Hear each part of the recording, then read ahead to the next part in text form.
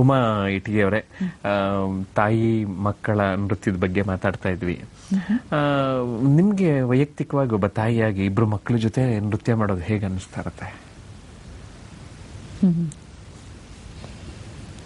ಅದರ ಅನುಭವ ಹೇಳ್ಕೊಳಕ್ಕಾಗಲ್ಲ. ನಿಮ್ ಭಾವನೆ ಎಕ್ಸ್ಪ್ರೆಷನ್ ಅಲ್ಲೇ ತೋರಿಸ್ಬಿಡ್ತಾ ಇದ್ರಿ. ಯಾಕೆಂದ್ರೆ ತುಂಬಾ ಒಂದು ತಪಸ್ಸೆ ಅದು. ಏನೇ ನಡೆದಿದೆ ನಿಜವಾಗ್ಲು ಅಂತ ಯಾರು ಹೇಳ್ಕೊಂಡ್ರು ಅರ್ಥ ಮಾಡ್ಕೊಳ್ಳಲ್ಲ. ಯಾಕೆಂದ್ರೆ ಫೈನಲ್ ಆಗಿ ಹೇಳ್ತಾರಲ್ಲ, ಕೇಕ್ ಮಾಡಾದ್ಮೇಲೆ ಓ ಇಟ್ಸ್ ಸೋ ಟೇಸ್ಟಿ ಅಂತಾರೆ. ಅದ್ ಮಾಡುವಾಗ ಅಡಿಗೆ ಮನೆಯಲ್ಲಿ ಎಷ್ಟು ರಾಡಿ ಆಗುತ್ತೆ ಅನ್ನೋದು ಅಡಿಗೆ ಮಾಡೋರು ಮಾತ್ರ ಅದ್ರ ಕಷ್ಟ ಗೊತ್ತು. ಯಾಕೆಂದ್ರೆ ಇದಕ್ಕೆ ತುಂಬಾ ನಡೆದು ಹೋಗಿದೆ. ಆದ್ರೆ ಏನೇ ಆದ್ರೂ ಅತ್ತು ಕರೆದು ಮಾಡಿ ಏನೇ ಆದ್ರೂ ಇದನ್ನ ಹಠ ಹಿಡಿದು ಮಾಡ್ಲೇಬೇಕು ಅನ್ನೋ ಒಂದು ಸೆನ್ಸೇಷನ್ ಇಂದ ಮಾಡೋದು. ಸೊ ಅದು ಸ್ಟೇಜಲ್ಲಿ ಒಟ್ಟಿಗೆ ಮಾಡುವಾಗ ಒಂದು ಉಮ್ಮಿ ಬರುತ್ತೆ. ಅದು ರಸನ ಅನುಭವಿಸ್ಬೇಕಷ್ಟೆ.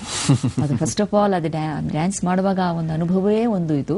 ಅದ್ರ ಜೊತೆಗೆ ನನ್ನ ಮಕ್ಕಳು ನನ್ನ ಸ್ಟೂಡೆಂಟ್ಸ್ ಒಟ್ಟಿಗೆ ಮಾಡ್ತಾ ಇದ್ದೀವಿ. ಎಲ್ಲ ಅಷ್ಟು ಗಂಟೆಗಟ್ಟಲೆ ಅಭ್ಯಾಸ ಮಾಡಿದ್ದು ಎಲ್ಲ ಇವಾಗೆಲ್ಲ ಕೂಡಿ ಬರ್ತಾ ಇದೆ ಸ್ಟೇಜ್ ಮೇಲೆ. ಅಷ್ಟು ಜನಗಳ ಮುಂದೆ ನಮ್ಮ ಸಂಸ್ಕೃತಿ ಹರಡ್ತಾ ಇದ್ದೀವಿ ಅನ್ನೋ ಒಂದು ಸಂತೋಷ. ಅದು ಸಕ್ಕರೆ ಸಿಹಿ ಆಗಿದೆ. ಸಿಹಿ ಹೇಗಿದೆ ಅಂದ್ರೆ ಅದು ಅನುಭವಿಸ್ಬೇಕಷ್ಟೇ. ನೀವು ವೈಯಕ್ತಿಕವಾಗಿ ನೃತ್ಯ ಮಾಡೋದಕ್ಕೂ ಮಕ್ಕಳ ಜೊತೆ ನೃತ್ಯ ಮಾಡೋದಕ್ಕೂ ಏನ್ ವ್ಯತ್ಯಾಸ ಗುರುತಿಸ್ಕೊಳ್ತೀರಿ? ಅದು ವೈಯಕ್ತಿಕವಾಗಿ ಮಾಡುವಾಗ ಏನಾಗುತ್ತೆ ಅಂದ್ರೆ ಅದು ಕೋಆರ್ಡಿನೇಷನ್ ಅನ್ನೋ ಒಂದು ಚಾಲೆಂಜ್ ಇರೋದಿಲ್ಲ. ಸ್ವಲ್ಪ ಒಂದು ಆವರ್ತನ ನಾನು ಹೀಗೆ ಮಾಡಿದ್ರು ಎರಡನೇದ್ರಲ್ಲಿ ಅಡ್ಜಸ್ಟ್ ಮಾಡ್ಕೊಂಡ್ಬಿಡ್ತೀನಿ. ಅದು ಜನಕ್ಕೆ ಗೊತ್ತೇ ಆಗೋದಿಲ್ಲ. ಆದ್ರೆ ಮಕ್ಕಳ ಜೊತೆ ಮಾಡುವಾಗ ಅದು ಒಂದೇ ತರ ಮೂವ್ಮೆಂಟ್ ನಡಿಬೇಕು, 3 ಜನನು ಒಟ್ಟಿಗೆ ಮಾಡಬೇಕು. ಆ ಕೋಆರ್ಡಿನೇಷನ್ ಇರುತ್ತೆ ನೋಡಿ, ಅದ್ರ ಮೇಲೆ ಹೆಚ್ಚಾಗಿ ಫೋಕಸ್. ಓಕೆ, ಇದು ಲೈನ್ ನಂಬರ್ 1, ಇದು second, third, fourth, okay next item ಶುರುವಾಗುತ್ತೆ. ಈ ತರಹ ಫೋಕಸ್ ಹೆಚ್ಚಾಗಿರುತ್ತೆ. ಅದರಲ್ಲೇ ಅಭಿನಯ ಮೂಡಿಸಿ 3 ಜನ ಸ್ಪೇಸಿಂಗು. ಯಾಕೆಂದ್ರೆ 3 ಜನದ ಎನರ್ಜಿ 3 ತರ ಇದೆ. ಸೊ ಅದನ್ನ ಮಾಡ್ಕೊಂಡು ಹೋಗುವಾಗ ಚಾಲೆಂಜ್. ಇನ್ನು 3 ಕೃತಿಗಳನ್ನ ರಚಿಸ್ತೀರಿ, 3 ಡಿಫ್ರೆಂಟ್ ವಾಲ್ಯೂಮ್ಸ್. ಆದ್ರೆ ಶೀರ್ಷಿಕೆ ಮಾತ್ರ, ಟೈಟಲ್ ಮಾತ್ರ ಒಂದೇ, ಅಟ್ ದಿ ಡಾನ್ ಅಂತ. ಅಂದ್ರೆ ಈ ಕೃತಿಗಳಲ್ಲಿ ಏನ್ ಹೇಳೋದು ಕೊಟ್ಟಿದ್ದೀರಿ ನೀವು? ಇದು ನನ್ನ ಪುಸ್ತಕಗಳು. At the Don volume 1, 2 and 3 ಏನ್ ಹೇಳಕ್ ಹೊರಟಿದ್ದೆ ಅಂದ್ರೆ, ಈ ಭರತನಾಟ್ಯ ಮತ್ತು ವೀಣೆ ಇದು is not everybody's cup of tea. ಹಾಗನ್ಬಿಟ್ಟು ಬರೀ ಓನ್ಲಿ ಲಿಮಿಟೆಡ್ ಆಡಿಯನ್ಸ್ ಗಿಡಕ್ಕೂ ನನ್ಗೆ ಆಗ್ತಾ ಇರಲಿಲ್ಲ. ಇದನ್ನ ಹೇಗೆ ಮ್ಯಾಸ್ ಮೀಡಿಯಾಗೆ ತೆಗೆದುಕೊಂಡು ಹೋಗುವಂತ ಯೋಚಿಸಿದಾಗ, ಒಂದು ಕೆಲವು ಹಬ್ಗಳಾದಾಗ ಎಲ್ಲಾ ಕಮ್ಯುನಿಟಿ ಸ್ಟೂಡೆಂಟ್ಸ್ ಎಲ್ಲ ಸೇರಿಸ್ಕೊಂಡು ನಾಟಕಗಳನ್ನ ಬರೆಯಕ್ಕೆ ಶುರು ಮಾಡಿದೆ. ಆಗ ಒಂದು 40 ಮಕ್ಕಳು ಸೇರ್ಕೊಳ್ತು ಅಂದ್ರೆ 80 ಪೇರೆಂಟ್ಸು ಅವರು my child is there in the play ಬನ್ನಿ ಅಂತ ಅಂದಾಗ ಎಲ್ಲರೂ ಸೇರ್ಕೊಂಡಾಗ ಸುಮಾರು ಒಂದು 400 ಜನ ಅಲ್ಲಿ ಸೇರೋರು. ಅದು ಕಷ್ಟ. US ನಲ್ಲಿ 400 ಜನ ಒಂದು ವೀಕ್ ಡೇ ಒಂದು ಪ್ರೋಗ್ರಾಮ್ ಸೇರ್ಬೇಕು ಅಂದ್ರೆ. ಆವಾಗ ಮಕ್ಕಳನ್ನೆಲ್ಲ ಸೇರಿಸಿ ಒಂದು ಪರ್ಟಿಕ್ಯುಲರ್ ಐಟಮ್ ತೆಗೆದುಕೊಂಡು ಅದರಲ್ಲಿ ಭಾರತೀಯ ಸಂಸ್ಕೃತಿಯ ವಿಶೇಷತೆಯನ್ನ ಆ ನಾಟಕದ ಮೂಲಕ ಹರಡೋದೇ ಈ 3 ಪುಸ್ತಕಗಳ ವಿಶೇಷತೆ. ಅಂದ್ರೆ ನಾಟಕಗಳ ಪ್ರದರ್ಶನ ಕೂಡ ಆಗಿದೆಯಾ? ಅಂದ್ರೆ ಅಮೆರಿಕನಲ್ಲೇ ಆಗಿದೆ? ಅಮೆರಿಕನಲ್ಲೇ ಆಗಿದೆ, ಹೌದು ಆಗಿದೆ. ಇನ್ನು ಅಮೆರಿಕೆಯಲ್ಲೇನೆ ಇಟಿಗಿ ಫೈನ್ ಆರ್ಟ್ಸ್ ಅಕಾಡೆಮಿ ಅನ್ನ ತೆರೆದು ಸಂಗೀತ ಮತ್ತು ನೃತ್ಯ ಶಾಲೆಯನ್ನ ಆರಂಭ ಮಾಡಿದ್ರಿ. ಈ ಶಾಲೆ ಬಗ್ಗೆ ಸ್ವಲ್ಪ ಹೇಳಿ. ಅಲ್ಲಿ ಒಂದು ರೀತಿಯಲ್ಲಿ ಕಾರ್ಪೊರೇಟ್ ಲೆವೆಲ್ನಲ್ಲಿ ಮತ್ತು ಪಬ್ಲಿಕ್ ಪರ್ಫಾರ್ಮೆನ್ಸಸ್ ಮಾಡಬೇಕು ಅಂದ್ರೆ ನೀವು ಕೌಂಟಿ ಜೊತೆ ರಿಜಿಸ್ಟರ್ ಮಾಡ್ಕೊಳ್ಳೋದು ಹೆಲ್ಪ್ ಆಗುತ್ತೆ. ಆವಾಗ ಕೇಳ್ತಾರೆ ನಿಮ್ಮ ಇನ್ಸ್ಟಿಟ್ಯೂಷನ್ ಹೆಸರು ಏನು ಅಂತ. ಆಗ ಇಟಿಗಿ ಫೈನ್ ಆರ್ಟ್ಸ್ ಅಕಾಡೆಮಿ ಅಂತ ನಮ್ಮ ಮನೆತನದ ಹೆಸರು ಇಟ್ಕೊಂಡು ಮಾಡಿದೆ. ಯಾಕೆಂದ್ರೆ ನಾಳೆ ಬೇರೆ ಲೀಗಲ್ ಸೂಟ್ಸ್ ಬರಬಾರ್ದು ಅಂತ ಕಾಮನ್ ನೇಮ್ಸ್ ಇಟ್ಕೊಳ್ತು ಅಂದ್ರೆ ಇಸ್ ಮೈ ಇನ್ಸ್ಟಿಟ್ಯೂಷನ್ ಅಂತ ಇನ್ನೊಬ್ರು ಶುರು ಮಾಡಬಾರ್ದು. ಆಮೇಲೆ ಅದನ್ನು ಬಿಡಿಸೋದಕ್ಕೇನೆ ಅಲ್ಲಿ ಲೀಗಲ್ ಸಿಚುವೇಶನ್ ಬಹಳ. ಅದರಿಂದ ಅದು ಯಾವುದು ಆಗಬಾರ್ದು ಅಂದ್ಬಿಟ್ಟು ಇಟಿಗಿ ಅನ್ನೋದು ತುಂಬ ಕಾಮನ್ ನೇಮ್ ಇಲ್ಲ, ಅದರಿಂದ ಯಾವುದು ಗಲಾಟೆ ಬರಲ್ಲ ಅನ್ನೋ ಒಂದು ನಂಬಿಕೆಯಿಂದ ಶುರು ಮಾಡಿದೆ. ಇದರಲ್ಲಿ ಎಲ್ಲ ತರಹ ಮ್ಯೂಸಿಕ್, ಡ್ಯಾನ್ಸ್ ಆ್ಯಂಡ್ ಡ್ರಾಮಾ 3 ನಡೀತಾ ಇದೆ. ಅಂದ್ರೆ ಸುಮಾರು ಎಷ್ಟು ವಿದ್ಯಾರ್ಥಿಗಳು ಬಂದು ಹೋಗ್ತಾ ಇದ್ದಾರೆ? ನನಗೆ ಸುಮಾರು 50ರಿಂದ ಶುರುವಾಗಿ ಕೊನೆಗೆ 40 ಇಲ್ಲ 60 70 ಹತ್ತತ್ರದಿಂದ ಶುರುವಾಗಿ ಸುಮಾರು 39 ಜನ ಇದ್ದಾರೆ ಇವತ್ತು.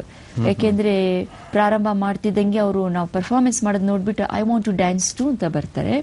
ಆದರೆ ಅಡುಗೆ ಕೂತ್ಕೊಂಡಾಗ ಮುದ್ರಾ, ಪೊಸಿಷನ್ ಇವೆಲ್ಲ ಸರಿಯಾಗಿ ಹಿಡ್ಕೋಬೇಕು ಮಾಡಬೇಕು ಅಂದಾಗ ನೋಡ್ತಾರೆ ನೋಡ್ತಾರೆ ನೋಡ್ತಾರೆ, ಅವ್ರಿಗೆ ಆಗೋದಿಲ್ಲ. ಸೊ ಅದು ಗಟ್ಟಿಯಾಗಿರೋರು ಮಾತ್ರ ಉಳ್ಕೊಳ್ತಾರೆ. ಮತ್ತು ಇಷ್ಟು ವರ್ಷಗಳಲ್ಲಿ ನಾನು 5 ಜನ ಮಾತ್ರ ಅರಂಗೇಟ್ರ ಮಾಡಿರೋದು. ಈಗ 6ನೇ ಮಗು ರೆಡಿ ಆಗ್ತಾ ಇದೆ. ಯಾಕೆಂದ್ರೆ 7-8 ವರ್ಷ ತಗೊಳುತ್ತೆ, ಅಷ್ಟು ಸಹನೆ ಯಾರಿಗೂ ಇರಲ್ಲ. ಮತ್ತು ಸರಿಯಾಗಿ ಕಲಿಯಲ್ಲ, ನನಗೆ ರನ್ ಆಫ್ ದ ಮಿಲ್ ಮಾಡುವಂತಹ ಸ್ಟೂಡೆಂಟ್ಸು ನನಗೂ ಬೇಕಾಗಿಲ್ಲ.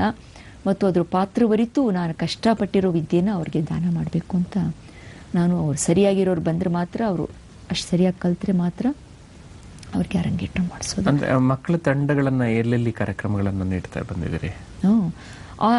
ರಿಚ್ಮಂಡ್ ವರ್ಜಿನಿಯಾನಲ್ಲಿ ಎಲ್ಲಾ ಕಡೆ ಆಗ್ತಾ ಇದೆ. ಮತ್ತು ಒಂದು ಟೀಮನ್ನ ಕರ್ಕೊಂಡು ಪೆನ್ಸಿಲ್ವೇನಿಯಾ, ಅದು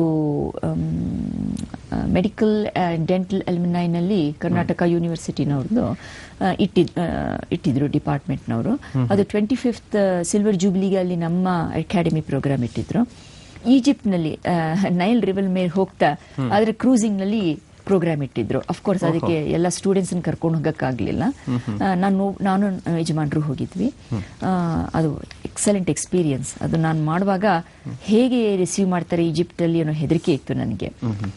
ನಮ್ಮ ಸಂಸ್ಕೃತಿ ಅಲ್ಲಿ ಹೋಗಿ ಆ ನಾಡಿನಲ್ಲಿ ಮಾಡುವಾಗ ಸೊ ಬಿಗಿನಿಂಗ್ ಅಲ್ಲಿ ಹೆದರಿಕೆನೇ ಆಯ್ತು. ಆದರೆ ಧೈರ್ಯವಾಗಿ ಕೊರಿಯಲ್ ಮಾಡುವಾಗ ಒಂದು ಐಟಮ್ ಬರುತ್ತೆ, ಅದರಲ್ಲಿ ಭಾರತದ ಫ್ಲಾಗು ಅಂಡ್ ಅಮೆರಿಕ ಫ್ಲಾಗು. ಯಾಕೆಂದ್ರೆ ನನಗೆ ಇಡೀ ಭಾರತವೇ ತವ್ರ ಮನೆ ಇದ್ದ ಹಾಗೆ, ಮತ್ತು ಅಮೆರಿಕ ಪೂರ್ತಿ ನನಗೆ ಅತ್ತೆ ಮಾವನ ಮನೆ ಇದ್ದಂಗೆ. ಮತ್ತು ನನಗೆ 2 ದೇಶವನ್ನು ಸೇರಿಸಿ ರಾಗಮಾಲಿಕ ಮಾಡೋ ಹಾಗೆ ಈ ದೇಶದ ವಿಶಿಷ್ಟತೆ ಆ ವಿಶಿಷ್ಟತೆ ಎರಡನ್ನೂ ಸೇರಿಸಿ ಹೇಗೆ ಅಲ್ಲಿಂದಿಲ್ಲಿಗೆ ಇಲ್ಲಿಂದಲ್ಲಿಗೆ ಹೇಗೆ ಕರೆಸ್ಪಾಂಡೆನ್ಸ್ ಮಾಡಬೇಕು ಅನ್ನೋ ಒಂದು ಉದ್ದೇಶದ ಮೇಲೆ ಇದೆಲ್ಲ ಮಾಡ್ತಾ ಇರೋದು. ಸೊ ನೀವು ಅಲ್ಲಿರೋ ಊರಿನ ವಿಶೇಷ ಏನು? ರಿಚ್ಮಂಡ್ ವರ್ಜಿನಿಯಾದ ಅಮೆರಿಕ ಹಿಸ್ಟರಿ ಪ್ರಾರಂಭ ಆಗಿದೆ James town Virginia. Richmond Virginia state capital. ನಾನು ಕೇಳಿರೋ ಹಾಗೆ the maximum number of American presidents are produced from the state of Virginia. Williamsburg, Jamestown, ಇಲ್ಲೇನೆ ಅದು ಫಸ್ಟ್ 3 ships ಇಂಗ್ಲೆಂಡಿಂದ ಬಂದು ಲ್ಯಾಂಡ್ ಆದಾಗ ಈ ಭೂಮಿನಲ್ಲೇನೆ ಕರ್ಮಭೂಮಿ. America is a karmabhoomi. ಈಗ ಇಲ್ಲಿ ಭಾರತೀಯರನ್ನು ನೋಡಿದಿರಿ, ಅಮೆರಿಕನ್ರನ್ನು ನೋಡಿದಿರಿ. ಅಲ್ಲಿ ಅವ್ರವ್ರ ಕೆಲಸ ಅವರವರೇ ಜಾಸ್ತಿ ಮಾಡ್ಕೊಳ್ತಾರೆ ಅಂತ ಕೇಳಿದ್ದೀನಿ. ಇದ್ರ ಬಗ್ಗೆ ಸ್ವಲ್ಪ ಹೇಳ್ತೀರಾ? ಅಲ್ಲಿ ಹೇಗಿರ್ತದೆ, ಜನಸಾಮಾನ್ಯರೆಲ್ಲ ಹೇಗಿರ್ತಾರೆ ಅಂತ? ಅಲ್ಲಿ ದೂರದ ಬೆಟ್ಟ ನುಣಿಗೆ ಅಂತಾರೆ ನೋಡಿ ಕರ್ನಾಟಕದಲ್ಲಿ, ಅದು ಅಮೆರಿಕಾಗೆ ಚೆನ್ನಾಗಿ ಅನ್ವಯ ಆಗುತ್ತೆ. ನೋಡಕ್ಕೆ ಫೋಟೋಗ್ರಾಫ್ಸ್ ಅಲ್ಲಿ ಎಲ್ಲ ಹೂ this is the living room, kitchen ಹೂ ಅಂತಾರೆ. ಅದನ್ನ ಮೇಂಟೈನ್ ಮಾಡ್ಕೊಳ್ಳೋಷ್ರೊಳಗೆ ಮಾಡೋರ್ಗೆ ಗೊತ್ತು. ಯಾಕೆಂದ್ರೆ ಅಲ್ಲಿ ಸಂಕ್ಷಿಪ್ತವಾಗಿ ಹೇಳಬೇಕು ಅಂದ್ರೆ ಬಾತ್ರೂಮ್ ಕ್ಲೀನಿಂಗ್ ಇಂದ ಹಿಡಿದು ಮನೆಯೆಲ್ಲ ಆರ್ಗನೈಸ್ ಮಾಡಿ, ನಮ್ದು ಎಲ್ಲ ಬಿಲ್ಸ್ ಗಳನ್ನಿಟ್ಟು ಚೆಕ್ ಬುಕ್ಸ್ ಬ್ಯಾಲೆನ್ಸ್ ಮಾಡಿ, ಮತ್ತು ಪ್ರೋಗ್ರಾಮ್ ಬಂತು ಅಂದ್ರೆ ಮದುವೆ ಮನೆಗೆ ರೆಡಿ. ಮದುವೆ ಮನೆ ಮಾಡೋದು ಸುಲಭ ರೀ, ಈ ಭರತನಾಟ್ಯ ಕೂಚಿಪುಡಿಗೆ ರೆಡಿ ಆಗೋದಿದೆ ನೋಡಿ ತುಂಬಾ ಕಷ್ಟ. ಯಾಕೆಂದ್ರೆ ಅದು ಪರ್ಫಾರ್ಮೆನ್ಸ್ ಮಾಡ್ಬೇಕು ನೋಡಿ. ಅದು ಸ್ಟೇಜ್ ಮೇಲೆ ಒಂದು ಐಟಮ್ ಏನಾದ್ರೂ ಇದು ಬಿದ್ದೋಯ್ತು ಅದು ಬಿದ್ದೋಯ್ತು ಅಂದ್ರೆ, ಫೋಕಸ್ ಹೊಟ್ಟೋಯ್ತು ಅಂದ್ರೆ, ಆ ಲೈನ್ ಮಿಸ್ ಆಗೋಯ್ತು ಅಂದ್ರೆ ಇಡೀ ಸೀಕ್ವೆನ್ಸ್ ಹೊಟ್ಟೋಗುತ್ತೆ. ಸೊ ಈ ತರಹ ಎಲ್ಲ ಪ್ರೆಷರ್ ಇಟ್ಕೊಂಡು from the bathroom through the house to the stage ಮಾಡಬೇಕು ಅಂದ್ರೆ ಎಲ್ಲ ಸ್ವಂತ ಮಾಡ್ಕೋಬೇಕು. ಮನೆ ನೀಟಾಗಿಡೋದ್ರಿಂದ ಹಿಡಿದು, ಮೇಕಪ್ ಮಾಡ್ಕೊಳ್ಳೋದ್ರಿಂದ ಹಿಡಿದು ಎಲ್ಲ ಬ್ಯಾಗ್ಸ್ ಎಲ್ಲ ನಾವೇ ಹಿಡ್ಕೊಂಡು ಹೋಗ್ಬೇಕು. ಅಲ್ಲಿ ಯಾರು ಆಳ್ಕಾಳ್ಗಳು ಇರೋದಿಲ್ಲ. ಇದ್ರೂನು just weekly or monthly bimonthly maintenance. So ಎಲ್ಲ ನಾವೇ ಮಾಡ್ಕೊಂಡು ಹೋಗ್ಬೇಕು. ಬ್ರೀಫ್ ಕೇಸು ನಾವೇ ಎತ್ಕೋಬೇಕು, ಡ್ರೈವಿಂಗು ನಾವೇ ಮಾಡಬೇಕು, ನಮ್ಗೆ ಪೆಟ್ರೋಲ್ ತುಂಬೋರು ನಾವೇ. ಸೊ ಕಾಯಕವೇ ಕೈಲಾಸ ಅನ್ನೋದು, ಯಾವ ಈ ಜಾಬ್ ಮಾಡಿದೆ ಆ ಜಾಬ್ ಮಾಡಿದೆ ಅನ್ನೋ ಅವಮಾನ ಅಲ್ಲಿಲ್ಲ. ಇವನ್ ಪ್ರೆಸಿಡೆಂಟ್ ಆಫ್ US ತನ್ನ ಕೆಲಸ ತಾನೇ ಮಾಡ್ಕೋಬೇಕು. ಇಲ್ಲಿ ರೀತಿ ಆಳು ಕಾಳುಗಳನ್ನ ಇಟ್ಕೊಳ್ಳುವಂಥದ್ದು ಅಷ್ಟೊಂದು ಕಾಣೋದಿಲ್ಲ. ನಾವೇ ಅಲ್ಲಿ ಆಳು ಕಾಳುಗಳು, ನಾವೇ ದನಿಗಳು, ನಾವೇ ಅಲ್ಲ.